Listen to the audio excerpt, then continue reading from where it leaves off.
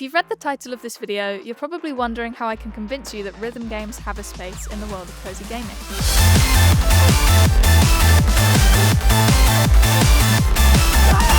If you're not one to reach for a rhythm game usually, you might not immediately associate this genre with the stereotypical cozy aesthetic. Because if you're anything like me, a lot of your experience with this genre is spent in an almost feverish haze, sweating at the brow and frantically spamming buttons in the hope you get a passable score to move on to the next level. But let me tell you, it doesn't always have to be like this. In fact, I know a rhythm game that ticks every box of the traditional cozy aesthetic. We're talking pastel colours, lo-fi beats, and the type of gameplay that doesn't work you up to the point where you have to turn it off. I'm Cara, this is Cozy Corner, and today we're sitting down to play Melatonin.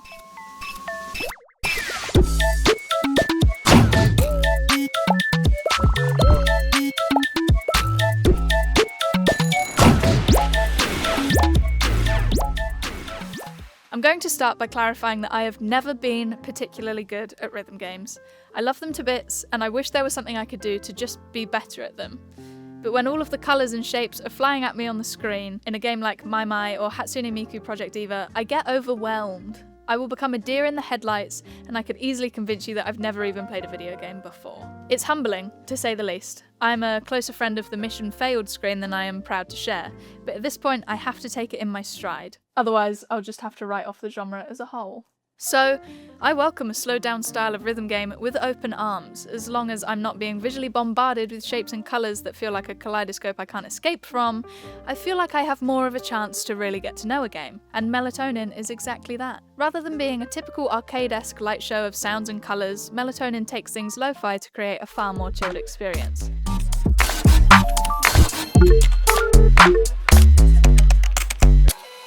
In each level, you'll make your way through a series of dreamlike sequences, from floating over a city on a chair with wings, to satisfyingly burning Polaroids or playing claw machines. There's a huge variety of levels in Melatonin which feel more engaging than the mashing of buttons I'm used to.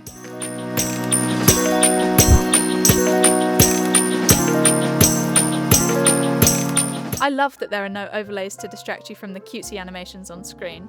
When you need to hit a beat, you really have to listen to the music rather than being prompted by a shape or timer. Sure, if you've got no real sense of rhythm, then it seems more challenging than essentially being told when you need to press a button, but if I can do it, I'm sure you can too. Plus, if you're an avid cozy gamer like me, you'll want any excuse to listen to the music of Melatonin anyway. Its lo-fi beats are a must for the genre, and you best believe that there's a different song for each level, so it's not even a soundtrack that gets repetitive.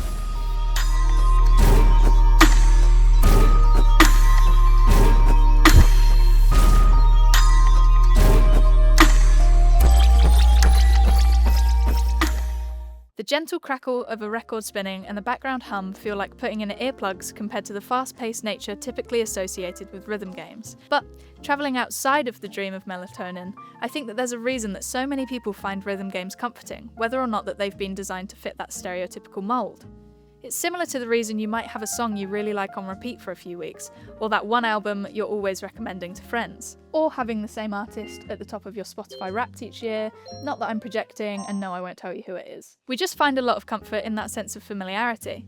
When you've got a rhythm game like Taiko or even something like Fortnite Festival which feature well-known songs, you don't have to go through the motions of learning something completely new. Subconsciously, you already know the beat and the routine because the chances are you've already listened to the song outside of gaming, or you're just picking the songs that you do know because it feels like you're making your life easier if you're like me. As a result, you don't have to necessarily think so much about what you're doing. Sure, you still have to figure out which buttons to press or inputs to trigger, but there's that element of mindlessness to it.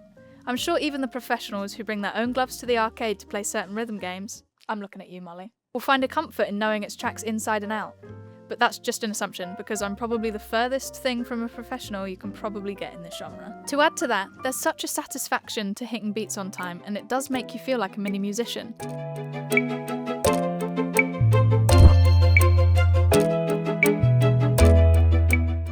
I'm not the only one here who's had that dream of being a rock star, I'm sure. So when I'm sat at my desk hitting beats perfectly, a rare occasion, but it does happen sometimes, that childlike obsession with being on stage does feel soothed. There's no way you'd catch me on an actual stage at a festival, but when I've somehow managed to keep up a combo, I definitely feel like I could be the next big pop star. But going back to how Melatonin wears its badge of belonging in the cozy space essentially on its sleeve, there are quite a few games that put a quirky spin on the rhythm genre. They're all games that I think are well deserving of the spotlight in our corner here. And if you're like me and the pressure of larger-than-life rhythm games have you wanting to play dead like an opossum, they're probably the games that I'd advise you check out before you dive into the deep end. One of my favourites is Lovebird, which is a rhythm-based dating game about, you probably know where this is going, birds. You scroll through the dating app Bumbird and book dates with a variety of rather interesting characters, each represented by a different genre of music.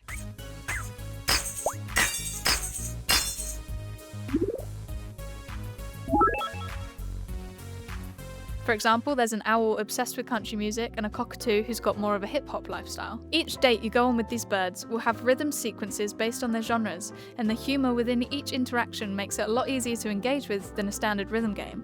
And it's not the only one that's utilised this.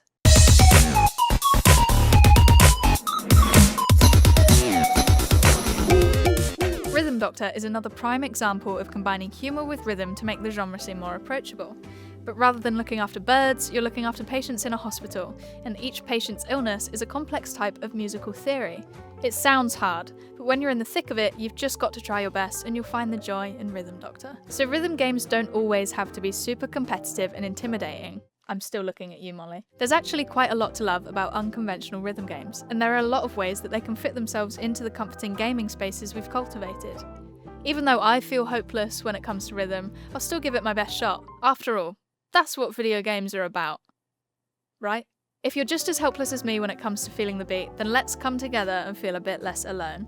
Drop a comment if you've got any tips and tricks to make me feel slightly better at rhythm games, and be sure to subscribe to PC Gamer if you want to join me next time in Cozy Corner. That's all from me!